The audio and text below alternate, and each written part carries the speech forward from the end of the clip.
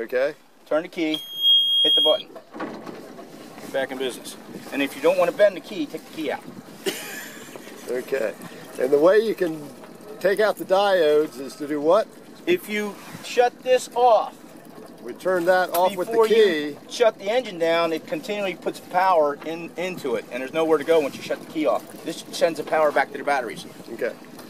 That's why you want to make sure you never... So to turn it off, we got the keys there where it is. Yeah, we just pull that out. Pull that, shuts the engine down.